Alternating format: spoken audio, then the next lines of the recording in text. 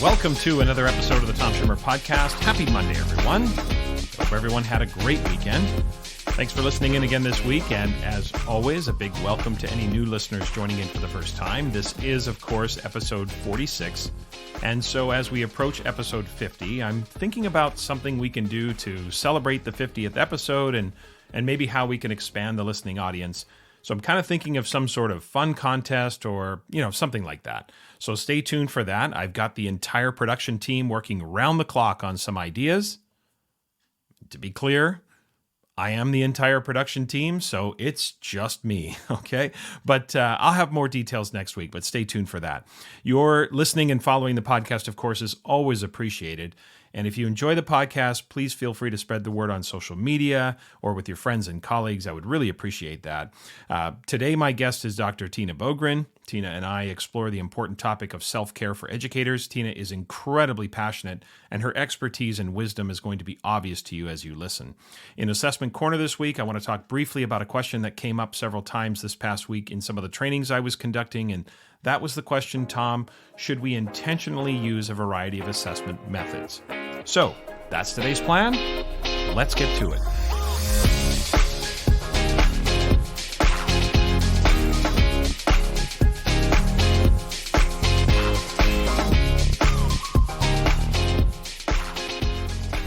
My interview with Tina Boogren is coming up, but first, don't at me.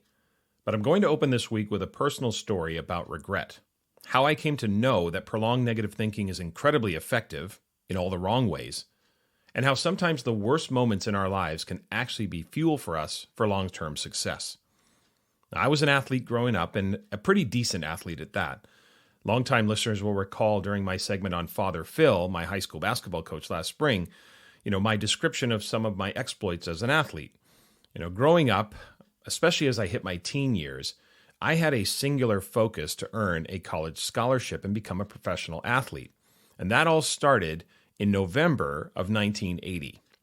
In November of 1980, my sister and her then husband took me to see the University of California, Berkeley play Stanford University in their annual rivalry football game that took place every season. The Cal-Stanford game, also known simply as the Big Game, was a spectacle unlike anything I had ever seen before. My sister's ex-husband played at Cal in the early 1970s, and he went down every other year. When the game was in Berkeley, he'd go down to watch the games. Now, growing up in Vancouver, we, of course, had three major professional sports franchises. At the time, we had the Vancouver Canucks of the NHL, we had the BC Lions of the Canadian Football League, and we had the Vancouver Whitecaps of the then North American Soccer League. Now, I had attended multiple games of all three teams, but United States college football, that was something I'd never experienced live before in my life. And sports back then was not as prevalent on TV as it is now. I mean, we'd get one, maybe two college football games on TV. And of course, I would see the crowds on TV, but with a 13-inch screen and low definition, it wasn't exactly easy to soak up like it is now. So when we arrived at Memorial Stadium at Cal on November 22nd, 1980, I was hooked. Now, before I go any further, no, I did not attend the Cal-Stanford game with the play where Cal scored while the Stanford band was on the field. That was 1982, so I was just 2 years too early. But I did in 1980 get to see John Elway play, which was kind of cool. Now, to make a long story short, the spectacle that surrounded the game, the Berkeley campus, all of it, the deafening noise, 60,000 people, I thought to myself in that moment, and that was 5 days before my 13th birthday, I thought to myself in that moment, this is what I want to do. I want to play sports at a U.S. college when I graduate from high school. So during the next 5 years, I was ridiculously focused on becoming the best athlete I could become in every sport I played. I wanted to have as many options as possible. At the time, I thought baseball was going to be the sport because I was a really good baseball player, specifically a pitcher. Now, I played basketball, and I loved playing basketball. I played soccer, I played football, but baseball was my absolute favorite. So as I moved through my high school years, I started to really focus in and zero in on baseball as maybe my ticket to go to college. During my senior year of high school, I actually quit football in hopes of spending more time training for baseball. Training then wasn't what it is today, but I knew I had to get stronger, so I thought I could train in the fall, play the basketball season, and then get ready to crush my baseball season in the spring. The problem was, in my high school, that no one else on my high school football team could really play quarterback. Now, I got my throwing ability from baseball, and I had a pretty good arm. And during early season training, because I had quit the team, it became very obvious they were struggling. So the coaches did the hard sell on me to return, and so I did. I was a good quarterback. But remember, I'm talking about a good Canadian high school quarterback in the 1980s. So let's keep it all in perspective, people, okay? This is no flex whatsoever. Big fish, extremely small pond. But the one thing I did excel at was kicking. This came from my days as a soccer goalie. I could punt and I could kick field goals. So to make a long story short, I go through my years of high school and I end up earning a football scholarship to Boise State University as a punter. Now, when I got to my first preseason camp and I watched the quarterbacks, any ego I had about my quarterbacking skills was annihilated during that first practice in Boise. To say I wasn't good enough would be generous. But I had done it. I was so excited and I was so proud of myself. I had earned a scholarship, exactly what I said I wanted to do 5 years earlier. My career at Boise State was okay. And this is where the story of negative thinking picks up. Now, I played 4 years and my stats were okay, but the most frustrating part of my college experience was the difference between what I could do in practice and what I could do in a game. I'm a November baby, so I was still 17 when I played my freshman year, and my very first game was in Salt Lake City against the University of Utah. A blocked punt, a failed fake punt throw on my part, and 35,000 Utah fans going nuts, and I had a real honest-to-goodness welcome to college football. Needless to say, it was a long bus ride back to Boise. The difference between practice and games was my mindset. In practice, I was loose. In games, I was mentally tight. For the first time in my entire athletic career, I was playing scared. And I didn't even play that much. And maybe that was the issue, that when I was on the field, it was so monumental, right? I mean, if I had, say, 5 punts a game and roughly, 7 seconds per play, that means I was on the field for a total of 35 seconds of a 60-minute game, give or take. The pressure definitely got to me, and I didn't know how to shake it. My mind was fixated on not failing, on not making a mistake. So guess what started to happen?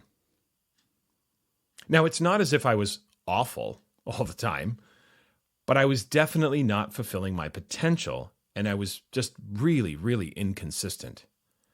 Every time I stepped on the field, I had the overwhelming fear of failure, which made me physically uncomfortable and made my legs feel heavy, which is not exactly a good thing when you're about to kick a football. Now, I remember a few NFL scouts coming to watch our practices during my senior year. I mean, they come every year to watch all of the seniors. And I remember 2 scouts were watching me as I warmed up before practice one day.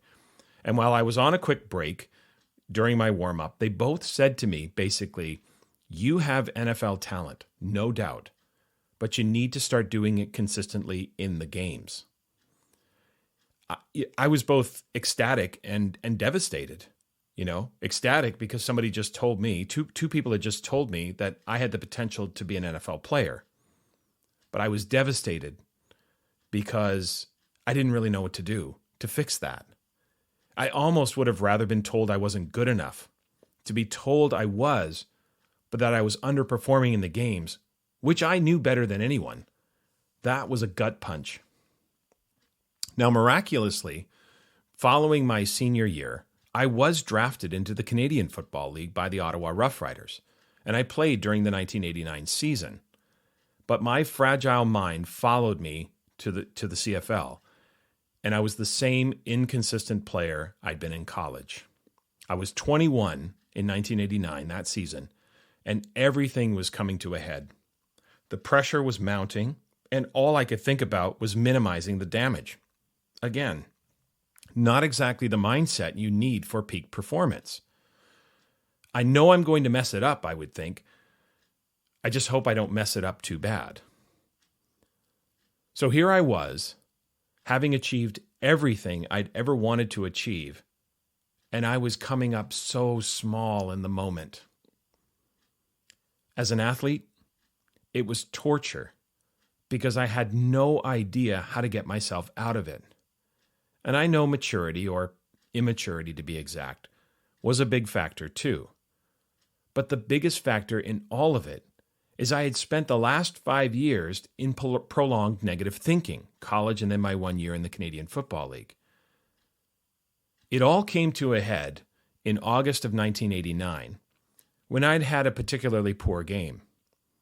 The morning after the game, as my clock radio woke me up, remember, no phones back then, people, I heard one of the most opinionated and prominent Ottawa sportscasters ripping me on the radio, talking about how awful I was for what felt like an eternity. It was probably 30 to 60 seconds, but it felt like forever.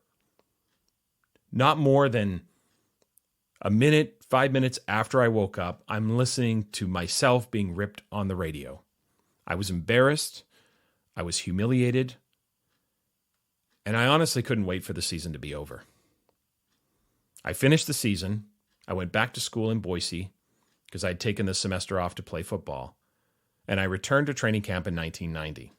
Now, our team had gone through a major roster overhaul between the 1989 and 1990 season. We were 4-14 during the 89 season, and it was clear our team wasn't good enough. To make a long story short, in the summer during training camp in 1990, I was released from my contract. Rather than waiting to catch on with a team, I went back to Boise to do my practice teaching and then get on with my teaching career. And just like that, I'd walked away from the dream I'd had. I'd basically spent 10 full years trying to achieve. 1980, the dream was sparked. 1990, the dream was over. And to this day, I still carry a tremendous amount of regret. Now, most days it isn't at the forefront of my mind, but it's still there, and it eats at me. I'm a little embarrassed by it. I'm a lot disappointed in myself, and I wish I had taken the opportunity or had the opportunity to go back. Now, look, I'm over it. That doesn't sound like it, Tom, I know. I am over it, but it is a major source of regret in my life. That experience proved to me that prolonged negative thinking is incredibly effective. That whatever we negatively fixate on, whatever we negatively put our minds to, is going to happen, especially if our energy is disproportionately fixed on the potential negative outcomes. All I could think about during my football days was not failing, and that is exactly what happened. I mean, maybe the universe didn't hear me clearly. I said not failing, okay? I did think about going back a couple of years later, but by then I was into my teaching career, and remember, we're talking about the Canadian Football League here. It wasn't like I was looking at a huge pay discrepancy. In fact, my rookie salary in the Canadian Football League was lower than my salary as a first-year teacher. So even financially, if I would have gone back to play, I would have taken a hit. Not exactly the glamorous life of pro sports, right? But I did still think about going back. But I never did. And while I still live with that regret, that experience has also driven me ever since. I don't know if any of you have ever experienced that level of regret, or maybe you've experienced something worse. But it is an awful thing to live with. And I vowed to myself, years after walking away from my football career, that I would never, ever repeat that. Once was a life lesson. Twice would be excruciating. So ever since then, I've had this relentless pursuit of success throughout my 30 years in education.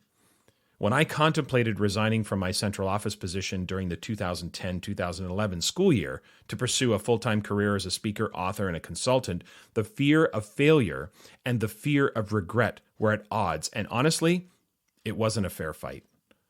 Now, I'm not saying it was an easy decision. I had a family to look after, but honestly, the fear of regret, won in a landslide. As I realized that on my deathbed, the wondering about whether I could have done it would have been too much for me to take. I couldn't live with myself if I didn't exhaust all possibilities. You see, the regret about my football career is not that I didn't have a long career. The regret is that I pulled the plug too soon without exhausting all possibilities. I could live with a limited career if I had exhausted all avenues. My regret was cutting bait and bailing on something I had been obsessed with for over a decade. So take it from me. You don't want to live with regret. Once I can deal with, but twice, no way. If there's something that you want to accomplish, go for it. Don't wait. Do it now, or do it at the next opportunity you have. One of the worst sentences we could ever utter about our own lives is, I wonder what would have happened if. That I was not prepared to live with twice in my life. You're not going to fail. You're either going to succeed or you're going to be a better person because of it. I have a ton of regret about my football career, but I also know I'm a better person because it happened.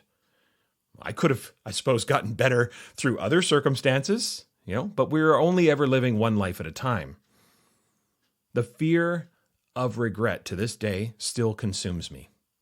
Maybe sometimes a little too much, but most of the time just enough to fuel me to find the next opportunity. Look, I'm not trying to come off as the most successful person ever, and I know there are a lot of people who are more successful than me, and there are some people who are less successful than me. I mean, we're all somewhere in the middle. What I am trying to say is, don't flinch. Do it. Whatever it is you are contemplating, now is the time to take a small, medium, or even large step toward it.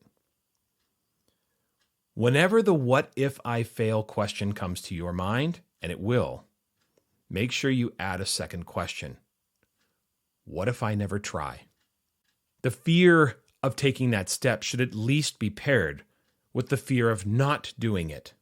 I mean, ironically, playing it safe comes with risks too. Playing it safe also has consequences.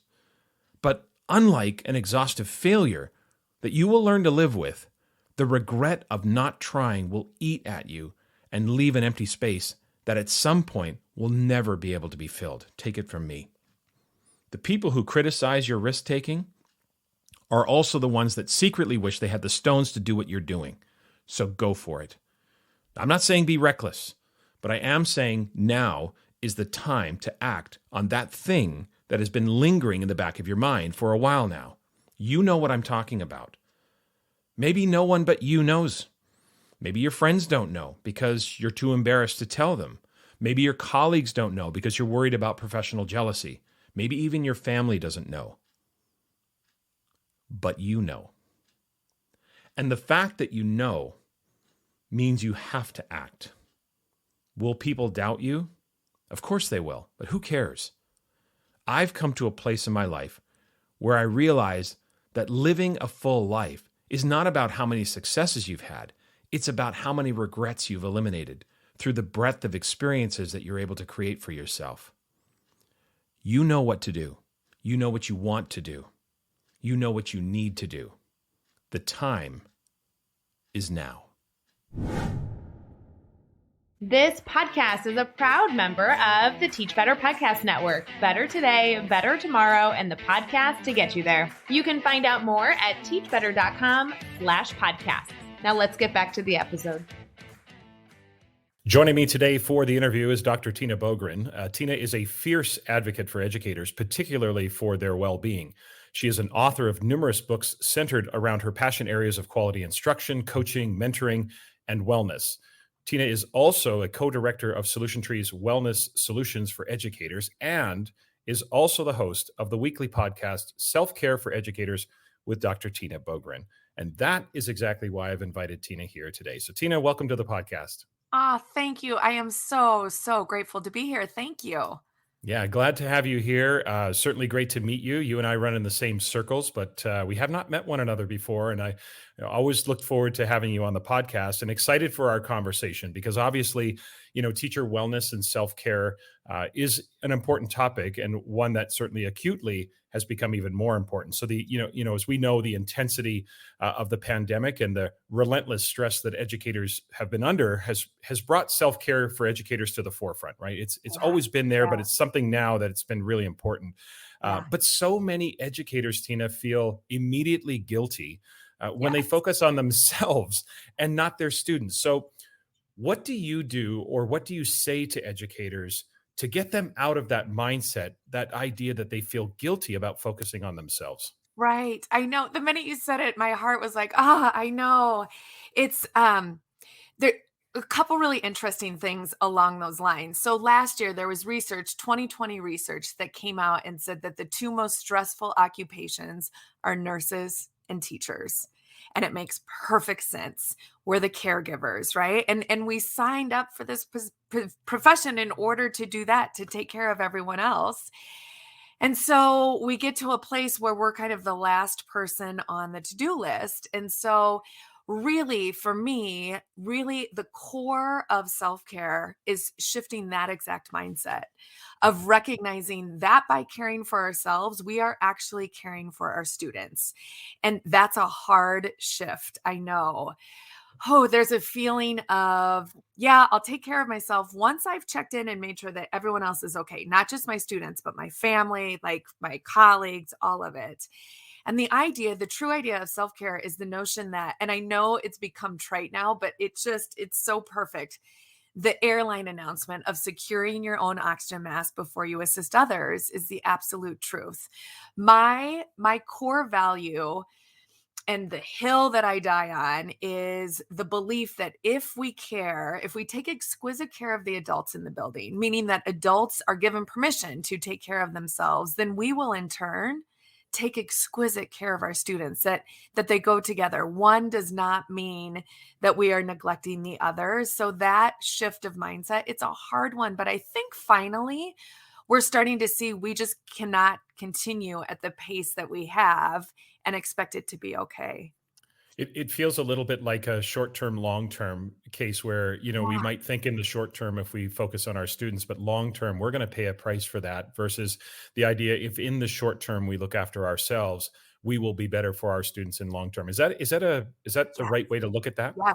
Absolutely. I could not agree more. And there's a conversation that I've been having with educators lately is, you know, e especially people that have their own children or nieces, their kids in their lives, their own kids that they send off to school. And if we were to sit down and paint a portrait of that ultimate teacher that we want to send our own children to, we list that they are excited and they're energized and they love their job and they're inspired and on and on and on.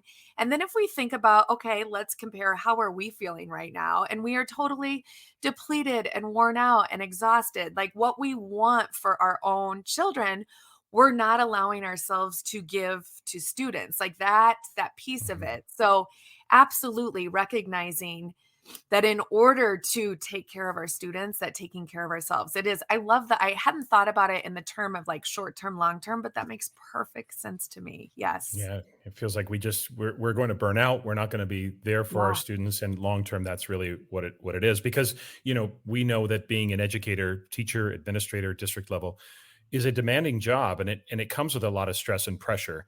So when I feel stress and pressure, of course, as an educator, I need to be able to recognize the difference between the regular stress and pressure of the job and the need to give more attention to self care. So, what are some signs that educators might recognize in themselves that let them know that this is not just regular stress and pressure of the job? This is actually, I'm starting to recognize that I need self care. So, what are some Yeah. of those signs that educators can look for? Yeah, and I think you hit the nail on the head. Stress itself is not a bad thing, right? That's how we get things done. Right. It's the prolonged stress that's really doing a number. And so those signs that you mentioned, I think they're unique for everyone. And Yeah. it's a conversation that I have in PD because it starts to be kind of funny of like, when do you know for yourself like things have gone off the rails? So a tiny one for me, when when I start ordering Diet Coke, Okay. because this is something that I've have just slowly but surely gotten soda, pop, wherever you live, out of my diet, Yeah. mainly because I've made a commitment to drink the stupid water. I've been drinking the water. So just yesterday, this is funny, at the airport, I ordered a Diet Coke and I was like, oh boy, Tina, you're tired. You are letting things slip. So there's these certain tells that we know. And Okay. that's the small little things. But then that continues down the road. Then we start seeing kind of the universal signs of burnout, where we are not excited to get up and go to the job, where we're pretty negative, where really we're mad, we're angry, we don't feel that passion, the whole world is out to get us, like, and when we start to then detach from the job too, that again, we're not the kind of numb emotions, those are all signs of that burnout, compassion fatigue, the stress has gotten to be too much. And so when we have to be on the lookout for those, because when we recognize them, we have to do something about it. And to me, that's the hardest part, because when we've reached that place, that kind of burnout, it might be, many people are familiar with Ellen Moore's dip chart, as I call it, which is that chart that represents the phases of the school year. She created that chart thinking about new teachers. My argument is that we all go through those, and we hit usually around this exact time of year where we start to move from survival into disillusionment. And the hardest part of that is when we're there, we don't feel like taking care of ourselves, like, because we feel terrible. So that recognition of, number one, recognizing where we are and knowing we're not alone is huge, and saying, okay, what teeny tiny little thing can I do to help myself? Because I am convinced, I have watched it for myself. I've watched it with teachers that I work with, administrators. If we commit to doing just one small little thing, those small things actually add up. And if we start to feel better, then we start to kind of show up differently and we get on a roll. So it's that stress on its own is okay. It's that prolonged stress that is dangerous. Right. It seems like whenever, having that level of recognition about when I am breaking habits or stepping Yeah, outside of what my norms are. yeah. For you, it's Diet Coke. For others, it might be a cheeseburger. Who knows what it might Absolutely. be, right? I could throw Yeah. some chicken McNuggets in there. There you Yes. go. Yeah. Couple extra pints at the airport. Who knows, right? This is Absolutely. how Yep. we break those Yeah. habits, right? Yeah. And being aware of that and Yes. recognizing those signs in ourselves that we are, going sideways. But often we don't see that initially, right? We just do Right. things sort of slip back into habit. So Yes. that's an interesting thing, and just trying to see ourselves almost as a third party, like be Yes. observing ourselves sort of in action. Now, look. So I know you can't give an exhaustive list of all the things we can do to look after ourselves, because as you say, the list would be long, and everybody is personalized. Yeah. Everybody's idiosyncrasies are personal. One size never fits all. Now, having said that, uh, are there some fairly universal strategies that we can employ to proactively keep our lives in balance, physically, mentally, emotionally, even spiritually? What are some approaches to self-care that you have seen be quite effective for a number of educators or a number of people? Yeah, absolutely. Great question. I know.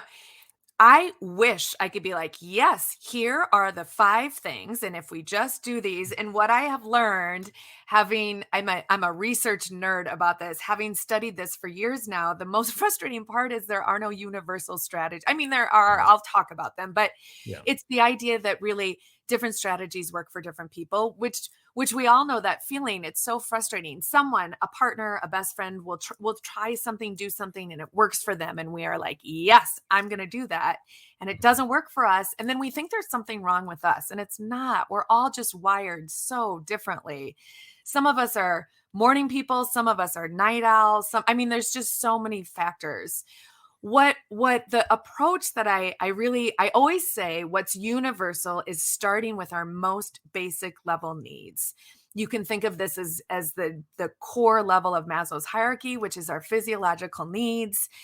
Tim Caneld and I in our educator wellness framework talk about that as just our physical wellness. And we say that's the starting place, because, and we would break that down into our diet, our movement, and our sleep and rest, those core areas. And the reason why I say to start there, and those are universal, is because in times of stress or crisis or trauma, those are what's typically impacted first and the hardest, even if we have good habits built around those. Mhm. And so when we are particularly stressed or we feel like we're in that disillusionment phase, 99% of the time, you can trace it back to recognize that something's kind of gotten out of whack in diet or exercise or sleep, which is such a common theme. So I always say to kind of go back to basics. I think of this as we have to treat ourselves like puppies. Like if we think about what does a puppy need, right? A puppy needs Right. water and sleep and a walk and food and love and rest, right? If we go back and treat ourselves like puppies in the most kind way, again, then we start to feel better. So that I always say starting with physical wellness, because once we feel better, then it's easier to move into some of these other areas, what we would call like our mental wellness, our emotional wellness, our social wellness.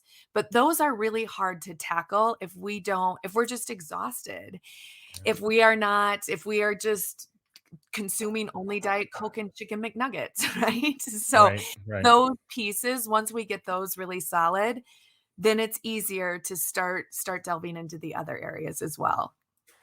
When you said give, treat ourselves like puppies, it maybe we need a tea towel to play tug of war with in the kitchen for 7 hours, right? Yes. Yeah, no. And the other piece it makes me think of as you were talking, you kept using the word feeling, and it reminded me that maybe it's not on what we do, but it's seeking the feeling, right? What makes us feel happy? What makes us Yeah. feel satisfied? What makes us feel strong? What makes us feel well, and all of that. So I think I don't know. Do you agree with that? Yeah. Do you agree that And seeking the feeling versus seeking the thing? absolutely. Yeah. Absolutely. I love the question. I think this comes originally from Danielle Laporte.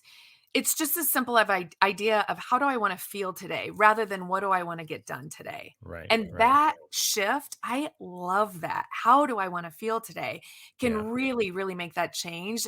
Along those lines, something that I've been playing with in the kind of self-care squad, as I love to call them, is this idea of how can I live my best life today? Right. We have this hashtag LYBL, live your best life. And what I've Mhm. loved is to watch educators take that and run with it. And it's kind of like we're taking back that hashtag, because typically if you just do a Google search and you look for a hashtag LYBL, you see all these pictures of like vacation and Mhm. umbrella drinks. And I'm here for all of that. But that is so few and far between. That's a very different kind of self-care. That we can't rely on those, twice a year vacations. Right. Instead, if we think about how we want to feel, it's along those same lines. How can I live my best life today? Even in this really hard day, this Monday with back-to-back meetings and demands, what can I do today to feel like at least for a moment of it, maybe not the entire day, that I have a moment of living my best life? Like, what Right. can that look like today? And I have seen so many amazing examples that it is just, I'm going to actually eat lunch today. Yeah. I'm going to go for a walk during my plan time. Like I'm going to take a little break. I'm going to, all those small, I'm going to put on my amazing playlist on the way home and have a Mhm. dance party in my car. Like those tiny little moments help us feel better. And Yeah. that shift is small but mighty. Yeah, I'm sure I've certainly been a big believer of that. And listeners, you've heard me talk about that a little bit on the podcast about how our feelings are a window. Yeah. Or even a mirror. They're a reflection of what we've been predominantly thinking and predominantly doing. Our feelings really do tell us whether our habits are on or off track. And of course, we know that new teachers, struggle to maintain themselves in the position for long. We see teachers within the first 5 years leaving the profession, and knowing how important self care is, and knowing that stress in education is unavoidable. When we think about new teachers, what advice would you have for those beginning this career? We probably have several new teachers or early in the career teachers listening to the podcast. So what advice do you have for them to proactively incorporate self-care into their daily or their weekly routines? I think we've talked a Yeah. little bit about it, but just what specifically would you say to Yeah. new teachers? Yes. Oh, my heart. So first of all, new teachers, we love you. We need you. Please stay. Right. Like, Right. yes, you're spot on. I mean, and we lose 50% of new teachers within the first 5 years. There's lots of data that says we lose 40 to 50% within the first 7 years. And that's all pre-pandemic data. We won't know the ramifications of this for a while. So it worries me. Yeah. So the way that I tackle this, so I actually wrote a book specifically on this. The book is called The Beginning Teacher's Field Guide, where I took Ellen Moore's phases. And what I did is I matched instructional strategies and self-care strategies to the phases. Now, this is true for everyone, but my lens around new teachers, the advice of write the book that you wish you had. So that was the Right. book I wish I would have had as a new teacher. I didn't really think about self-care at all. Like many of us, I was spinning my wheels. I was spending inordinate amount of time at work. I'm not sure I was actually getting work done, but I was just sitting there trying to figure out what to do. Mhm. And so what I did is I broke down, for example, in the anticipation phase, which is the very beginning of the school year, the self-care strategies that I start with are get really clear on your habits around diet, exercise, and sleep. Get some solid habits in place. Then when we start to move into those harder phases, survival, disillusionment, it's strategies, teeny tiny little things, for example, of establishing a gratitude practice. Because again, if we can find that feeling of gratitude when things are really hard, that can help us stay connected to our why. And I give examples of either writing it down, taking a gratitude photo, sharing gratitude out loud. Altruism is another one. We know from the research, positive psychology research tells us that the fastest way to feel better is to do something nice for someone else. And reminding, of course, we have an altruistic job. So connecting to that, and then maybe we do a 30-day challenge where we commit to doing one act of kindness every single day. And another strategy around survival and disillusionment is humor. And I chose that one because we know humor makes us feel better. Humor makes us connected to others. And it's something that when we're in the hard phases, we forget. Nothing is funny when everything is hard. So if we purposely seek it out. So this is permission to go home and watch an episode of Ted Lasso or Schitt's Creek, or like to find the humor. Because again, that feeling when we feel better, it just kind of it shakes off some of the hard stuff. And then we just kind of have a fresh start, which I love. You got to find either the humor or the ridiculousness in what you're experiencing at some point, right? I could not agree more about the concept of gratitude, because you cannot think in a positive way around gratitude and feel negative. Your thoughts will produce those feelings. And if you focus yourself, I'm a big advocate of that, of thinking about gratitude, because it, again, as maybe as routine as it might feel for some, and maybe a little bit manufactured, it shifts the way you think, and the way you think produces how you feel. And that feeling is what you're going to carry into the rest of your day, for sure. And it makes, the new teachers, Tina, it also makes me think about, I want to talk about leaders now. It makes me think that leaders in particular need to pay close attention to the wellness of new teachers. But let's sort of finish up here with leaders, and specifically school principals. When we think about principals sort of working with teachers on a daily basis, how do school leaders cultivate a culture of self-care within their schools, and what can they do, maybe specifically for new teachers, but generally for everyone, to help cultivate that culture of self-care in their schools? Yeah. I'm worried sick about our leaders. Oh my goodness. I mean, it's like everyone, don't get me wrong, but 3 years of holding this. So absolutely thinking about creating this culture with their staff. And I'm going to argue is probably not the right word. I'm going to make a bold claim that it starts with them modeling this themselves. I see, talk about caregivers. I see, and I mean this with my whole, this is not a judgment. I see so many leaders wanting to provide the gift of a culture and climate of self-care for their staff, but they're not doing it themselves. And we know we have to walk our talk, right? That notion of integrity is, if we want our staff to take care of ourselves, it starts with us taking care of ourselves. So for leaders, I would say it's the same things, getting back to basics, taking care of yourself. And once you do that, then you're modeling that it is okay for staff to do that as well. Right. And really, this goes down to, this is exactly the vision that Tim Caneld and I, as co-directors of the Wellness Solutions for Educators, in our book Educator Wellness, really had this vision of thinking about these 4 dimensions of self-care that we can take a staff through. And it's all lined up that a leader, we're trying to take things off the plate of a leader. A leader could use this to guide their staff through it, where we think about physical wellness, mental, emotional, and social. Within each of those areas, we've got 3 specific routines to think about. So there's lots of directions to go in, but we have a research affirmed framework that really gives us a vision for that. So there's lots of resources out there, but the core piece, I would say, for leaders in particular, is to take care of yourselves first and foremost. I mean, they are hanging on by a string. Yeah. We know attrition rates are even greater for leaders than they are for new teachers. And again, I'm worried about what we're going to find as we move through this pandemic too. Yeah. Yeah, as you're responding there, I can't help but think about my own experience in my career and thinking about superintendents and principals and teachers and trying to send the message of self-care, but then you being at the school and teachers driving past the school on a Sunday morning or a Sunday afternoon or Saturday and seeing your vehicle there, or worse, teachers receiving emails from you on a Saturday afternoon or three in the morning on a Monday. And that message of the fact that you're supposed to always be at work. I think superintendents can inadvertently or maybe intentionally send that message to principals that, hey, if you're not at work all weekend, you're not really doing your job.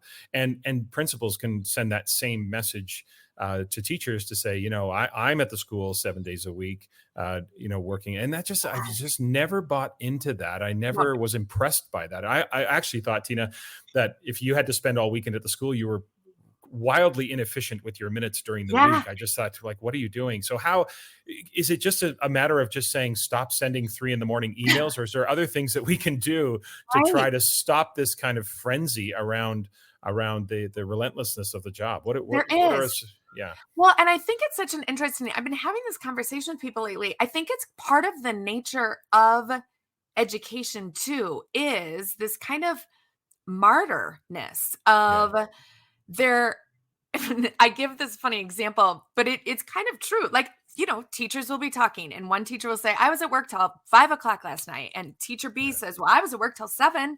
And then someone else says, well, I was at work till 9. And it just, we like outdo each other. And I wish we could change it and be like, no, I left work at 4 o'clock. Yay. That celebration of really turning, I think we've just created this culture. And it stems back to, this is a conversation I had with Anthony Muhammad years ago. We got to kind of laughing about, we were talking about great movies, educator inspirational movies. And we kind of went down the line, and it got to be funny that the educator movies really are, they're horrifying. So we were talking about the movie Freedom Writers. I love that movie. I was an English teacher, but then we started breaking that down and we were like, oh, in the end of that, she actually quits her job and gets divorced. And we have held that movie up, right? That this expectation that we give everything. And if not, we're not a good teacher. Right. So part of what we have to, this gets to kind of the systemic, beyond the Band-Aid, drink more water approach of let's change our culture and climate to not hold that up as that's winning. That's not winning.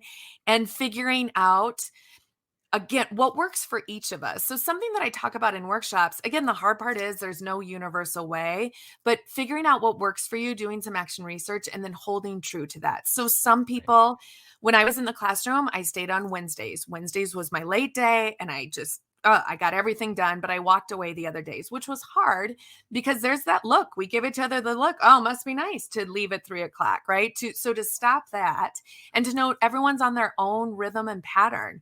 Some people like to work on the weekend. Some people do not. And that's okay.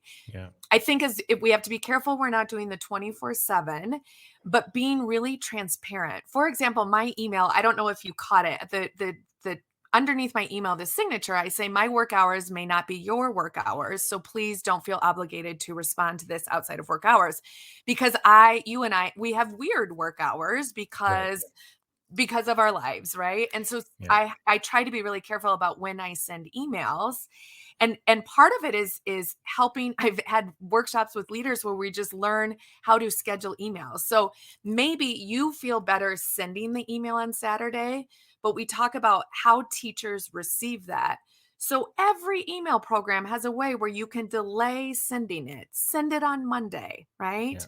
Or send a message to your staff that just because I'm sending it, I don't expect you to respond. But I think you're so right that we've done this culture Mhm. in our field where it taps into that very first question of feeling guilty if we are not 24/7, Yeah. working. And that underlying piece really speaks to, and again, this will be leadership changing that culture and climate. And none of this means that we are doing less for our students at all. I don't mean like in the name of self-care, I'm not doing any work. It doesn't work that way, but we can absolutely find a different rhythm, I think. Yeah. Look, you have to pick your spots when it's report Yep. card time or you have parent Yeah. teacher evenings or things like that. You're going to work long hours, and Yep.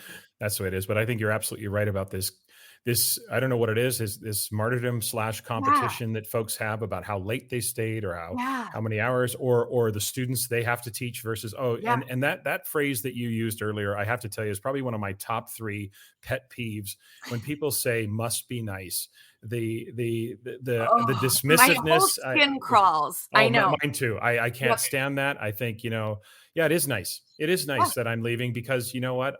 Maybe I was a little more efficient with my time. And look, I don't mean to be dismissive of that, but I just think that sometimes the language we use, we have to be Yes. careful Yeah. about the Yeah. message we're sending. And then Yep. principals need to be mindful of what they give their attention to. And the idea that teachers are finding balance and not at work all evening. Look, there are times, you're a new teacher, you do work longer Yep. hours, you're trying to Yep. figure out the profession, but in some cases we can inadvertently send this message, Yeah. and teachers feel a lot of pressure, and superintendents Yeah. do the same thing, right? Yep. What superintendents Yep. send messages about, principals will pay attention to, and what principals send messages about, teachers will pay attention to. So, Yep. and one more thing, the draft folder in most email programs is not a 2021 invention. That's been Right. around for a while. So Yes. the idea that we would spend a 2-day workshop teaching folks how to use the draft folder in their Right? email programs. Yeah. So Yes. no, Tina, this has been a fascinating conversation, and I think that you are just your expertise could not be more relevant given the stresses of the pandemic. And I Mm, mean, it's always been relevant, but given right. what's happened over the last Thank you. 18 to 20 months for sure. So I've Can got you 2 believe we're questions. saying that? Yes. Yes. Yeah. I've got 2 questions left for you, and these are questions, as you know, that I ask everyone who comes on the podcast. And here's the first one, and you can take this in any direction you want to, but educationally speaking, what keeps you up at night? Yeah. This one's so easy. I think of it all the time. I'm worried sick about the adults in the building. Yeah. I'm not worried about, for the most part, I'm not worried about them taking care of their students. I'm worried about them. It circles back to, I've worked for Dr. Robert Marzano for years and years and years, and a lot of his research and work, he constantly goes back to the research to remind us that the absolute most direct correlation to student achievement is the teacher in the classroom. And Mhm. what is I've always thought about that in thinking about instructional strategies. And the last few years, a different part of that sentence kind of lit up. It's the teacher, the human being. Yeah. And that idea of we can take amazing strategies with high effect sizes and all the fancy stuff that has a pretty good chance of being successful, but if the person providing that strategy is totally depleted, worn out, burned out, exhausted, strategy is never going to have the impact that we want it to have on students. So what keeps me up at night is and the one we're going to lose the ones that are making the biggest difference, and we Right. can't afford to lose them. Right. Right. I don't always know what folks are going to say when I ask them that question, but I had a feeling I knew what you were going to say when I asked you that question. Okay, so last question, as you know, is about success and happiness. I ask everyone who comes on the podcast since day one about what their feelings are about the definition of success and happiness. So the question, of course, is if a random person stopped you on the street and just asked you, "What's your definition of success?" How would you answer them? Yeah. Okay, you would think that I would have an answer. I listen to your podcast. I hear people's responses. I've thought about this, and I feel like it's kind of like a moving answer for me. So today, what I'm going to say, success is when you can fall asleep at night and feel like you made a difference. Yeah. And it can be teeny tiny. Maybe you made a difference to the stranger in the parking lot that you let take the spot. Maybe it was that you got to attend your child's soccer game, you got to be there. Maybe it's something in the classroom, but that to me, it's that connection back to the top of Maslow's hierarchy when we feel that we are connected to something outside of ourselves. To me, that feels like a success these days. Yeah. I think, so many folks talk about making a difference. And I think this is, a lot of ways what our profession is about Yeah. is making a difference, of course, with one another, but of course, primarily with the students that we serve on a daily basis. Listeners, you definitely should follow Tina on Twitter and Instagram. You can follow Tina. Her handle is at TH Boogren. Yep. That's THBOOGREN. You can hook up with the Self-Care for Educators page on Facebook, and certainly search Tina on LinkedIn as well. And I certainly have to recommend Tina's podcast, the Self-Care for Educators podcast. You really should subscribe to that. Short, quick episodes that are incredibly helpful. And you can find that also on the website, www.selfcareforeducators.com. I listened to Tina's podcast, really helpful tips. And certainly, Tina, you've brought a lot of the energy you put into the podcast to our interview today. And I certainly appreciate that. So I'll put links in the show notes. Just go there and everyone who's listening can connect with you in whatever realm they would like to. So Yeah. Tina, two things. Thanks so much for joining me today. And I want to just say on behalf of all educators, thank you for all you do in service of our profession and helping support educators all around the world. Oh, my heart. Thank you. Thank you. That means the world to me. Thank you. In Assessment Corner this week, I want to address a question that came up a few times this week in some of the trainings I was facilitating. And the question was this: Tom, should we intentionally use a variety of assessment methods? Now, the answer to that question is both yes and no. First, let's make a very important distinction between assessment methods and formats. There really are only two assessment methods. Students either choose an answer or they create one. There is either selecting a response or they are constructing a response. Now, the third method that many of you would be familiar with would be called performance assessment, and that really is technically a subsidiary of constructed response. When your constructed response attempts to emulate the authentic context within which the learning is meant to be applied, then you have a performance assessment. So often, performance assessments need to be seen or heard to be assessed, as the demonstration of learning can often be an immersive experience. Not always, of course, but often.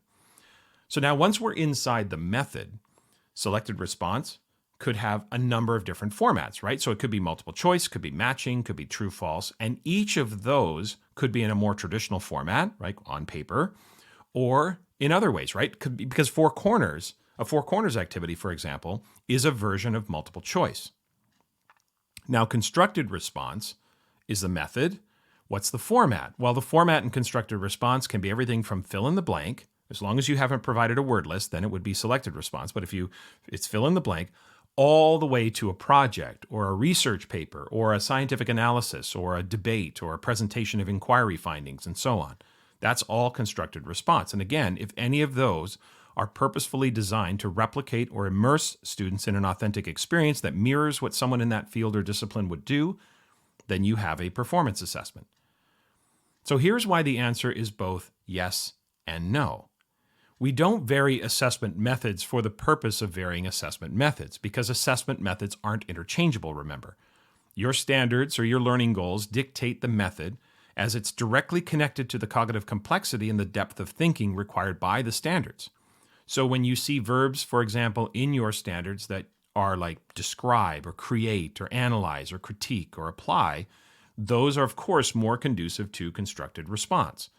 If you see verbs like identify, choose, label, select, find, those are, of course, more conducive to selected response. And the verbs do help us with the identification of the assessment method. Remember, we have to look past the verb to find the depth of thinking to make sure our assessments are well crafted, but we begin with that verb to identify the cognitive complexity so we at least know the method. So, this is really important. Remember, every assessment method is valid, but every assessment method has a limitation. My frustration comes when some just simply reject multiple choice because it mirrors the method, for example, that standardized tests use. Having students construct responses for low-level learning or low-level tasks or foundational knowledge can be an extremely inefficient use of your time. The question with assessment is always this: what's the most effective and efficient manner with which to gather the information I'm seeking? Utilize lengthy responses when you actually need a thorough explanation or you need evidence of student thinking. Length is not a measure of effectiveness. You need an adequate sample to accurately assess, but it need not be artificially long.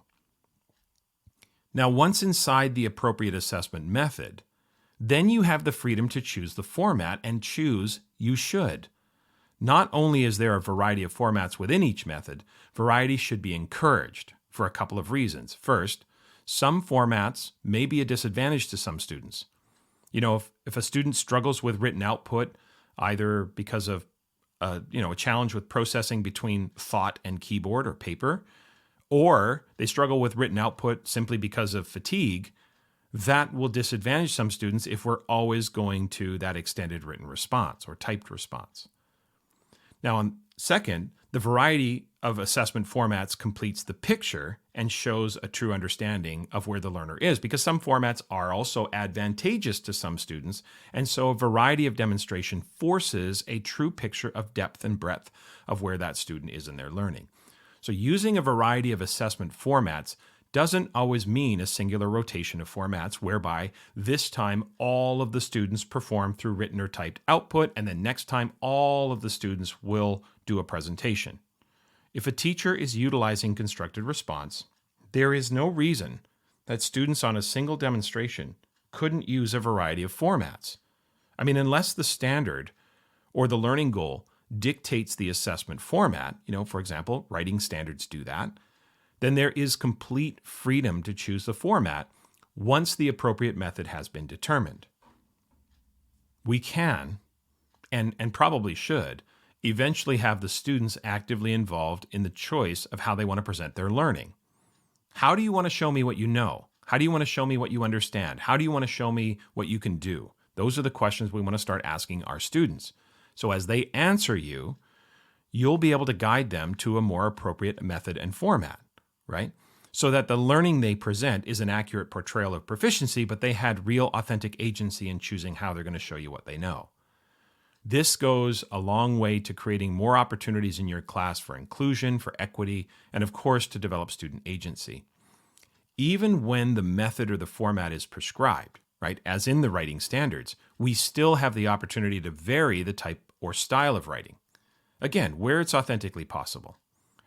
Sometimes we get too hung up on formality. Remember, evidence is evidence.